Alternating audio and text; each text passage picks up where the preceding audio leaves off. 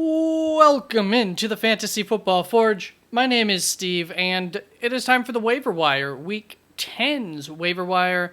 We will go over the Week 9 injuries, follow up on some injuries, see who should be coming back, who could be coming back, etc. Go over some of the bye weeks. You can see them up there already, the Week 10 byes. So this upcoming week, we have Kansas City, Los Angeles Rams, Miami, Philadelphia. And in Week 11, 1 week out, planning ahead, you got Atlanta, Indianapolis, New England, New Orleans.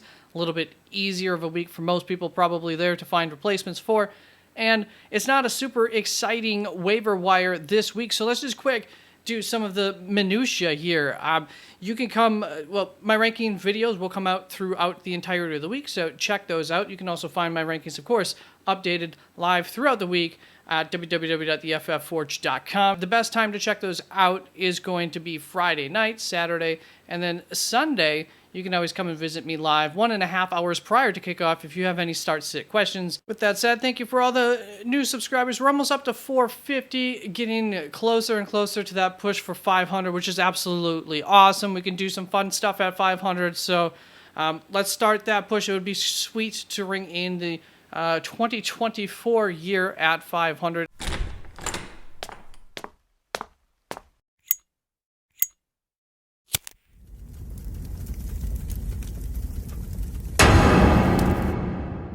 All right, so to begin, just some follow-up on injuries. Darren Waller was placed on IR before the games this weekend. They do have a bye week, so he'll miss 4 games, which means that the first week he could return it would be week 14. Josh Palmer, same, put on IR on Sunday, and he will be out until week 13 is the soonest that he could play. Week 12 for Kyron Williams, Dawson Knox, week 11 for Pat Frymuth and Devon Achane. Just got news today, Achane.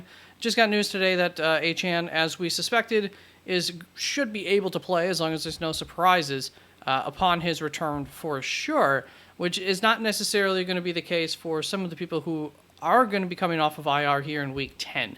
But we'll get to them shortly. First of all, Deebo Samuel, Damian Harris, Ryan Tannehill, based on the average time of recovery for their injuries, are all 0 to 1 weeks out.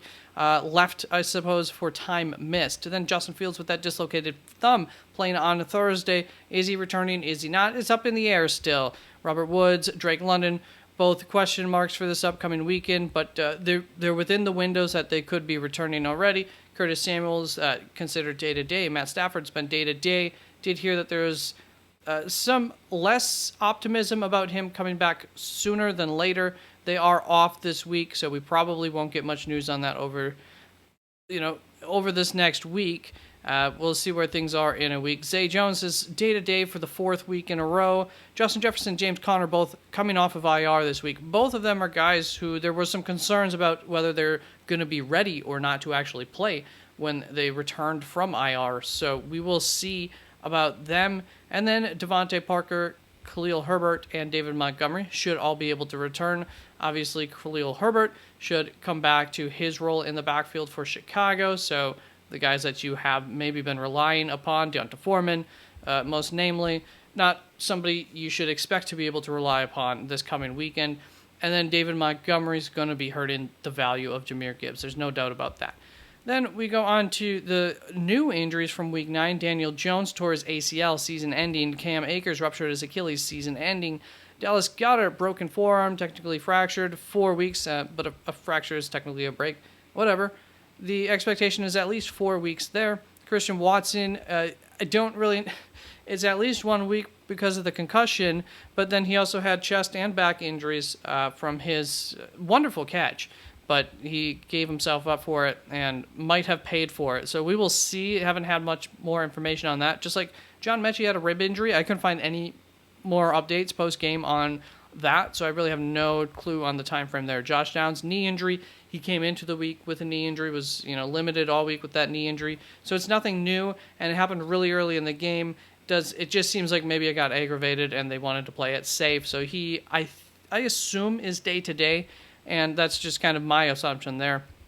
KJ Osborne, concussion, we expect them to be out at least a week, but for sure almost a week. Kendre Miller, ankle sprain. On average, that's going to be a 1 to 3 week thing. Dameon Pierce has an ankle injury. I feel like the team seems pretty optimistic that if they sit him this week, like they could have played him this week, but they wanted to play it safe and so they decided to sit him. So I think there's a good chance that he'll return this week, but definitely not a guarantee. Once, on average, ankle injuries tend to be a 1 to 3 week thing. He's been out for 1 week. That's going to bring us on to the quarterbacks, and so we do have some guys who should be rostered. I mean, I put him in the could be rostered. I would say, at least for Kyler Murray, he should be rostered. Maybe I should have put him up there. So Kyler Murray, there's the strength of schedule for the rest of the season. All the guys on this list are less than 50% owned via ESPN's ownership statistics that I look at. And then, so Kyler Murray, really, really good, should be on a roster. And if he's not, go and pick him up, and he may be available in your league. Will Levis, same, may be available. We don't know for sure that he's got the starting job. It actually kind of sounds like he might not, but I think it's worth the upside risk of getting him on your roster and just, especially if you have been trying to stream quarterbacks. It's been pretty ugly out there. He would be somebody to take a shot on. Not the worst coming up schedule here for the next 2 weeks. Derek Carr, good matchup here. Minnesota, Atlanta, still same strength of schedule there coming up, but saw that offense maybe sort of come to life a little bit. And then some streamers with some decent matchups, the best of them at least, coming up. Baker Mayfield, Gardner Minshew, Taylor Heineke, Mac Jones, if you need to dip into that group of guys. But I will say you can find my rankings as of at some point this evening. They should be up on the website, www.theFFForge, where you can see what order they ended up being ranked in for sure. This is the order I assume they'll get ranked in, but no guarantees on that. And that's going to bring us to the running backs, and I really have the players who you should be most wanting on your team in bold here. So Keaton Mitchell is the only guy who you're probably going to need to and should spend waiver wire money on to add onto your roster if he's available in your league.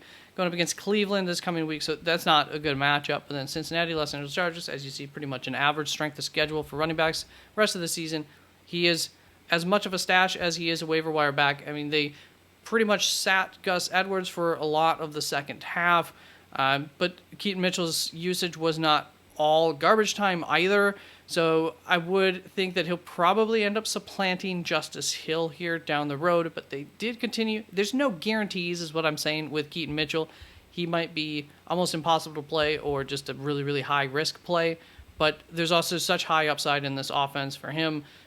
Devon A-Chan-like upside is there, especially if we get an injury in that backfield. So he's a must stash, must waiver owner, whatever, must roster kind of guy. Stashes, Zach Charbonnet, Tyjae Spears, Elijah Mitchell are still, I think, your top 3 stashes. Zach Charbonnet, there are signs to think that maybe he could become slightly usable down the stretch as an emergency play. As of late, getting a little bit more usage.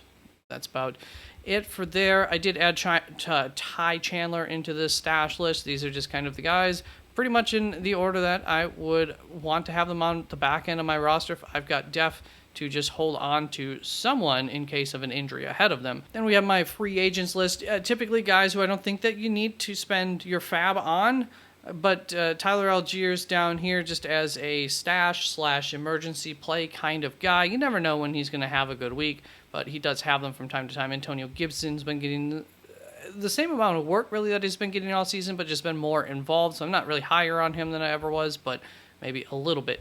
Devin Singletary, it's just the chance that Dameon Pierce's injuries does keep him out for 1 or 2 more weeks. You got Cincinnati next week, Arizona, Jacksonville. Not the worst schedule, not somebody you really want to trust, but if you're absolutely desperate at your running back spot and you need potential help, and you have a spot to hold on to somebody, Devin Singletary, could once again be in line to get all the carries on a team that does not know how to run the ball at all.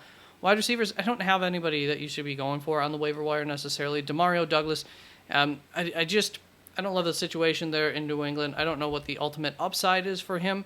I don't think he'd ever be a must-start kind of guy, but do like him. You could spend some fab on him. Then Zay Jones, Curtis Samuel are going to be out there almost certainly, but they are still injured at this point in time, so no guarantees on being able to use them in the short term. And then these are all guys who have some sort of upside/short-term value to them that you can just plug and play and hope for the best from.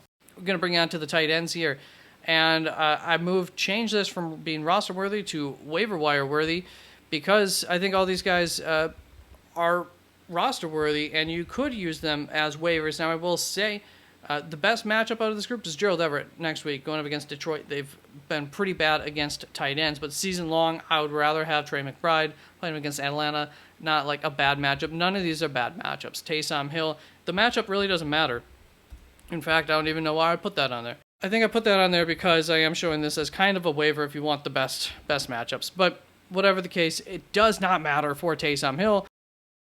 You just play him if you got him and hope for the best, and he's been doing quite good for the past 3 weeks. Jonnu Smith also been very good season long. He is a top, I think, like 6 tight end on the season up to this point.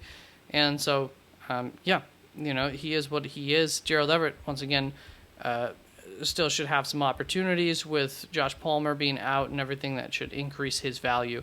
That's going to bring us to the DST streamers, and we do have one stud available for you. Seattle against Washington. Really good matchup. Seattle's defense has been pretty good in fantasy as well. Going up against Washington, been really good at giving up points to opposing DSTs. And then in this order are my remaining 5 top streaming options for you. Indianapolis at New England, Tampa Bay versus Tennessee, Cincinnati, a good defense, but Houston has not allowed a lot of turnovers or anything. One of the best teams, actually, in terms of not allowing points to opposing defenses. Then Chicago versus Carolina and Carolina versus Chicago, both sides of that defense. Now, technically by the numbers, Carolina versus Chicago would be the route to go here over Chicago, Carolina, probably over Cincinnati, Houston. However, factoring in the fact that we might be getting Justin Fields back, in which case I think they're less of a bad or good matchup for opposing DSTs like Carolina. That is it for the video. Thank you so much for coming on through. Please like, comment, subscribe. That always helps if you do any of the above, all of the above. And yeah, let's go get them here in week 10. If you have any questions on waiver wire decisions, trades, anything like that, drop them down in the comments. I'm pretty good about getting down there and answering them as quickly as I can. Bye-bye.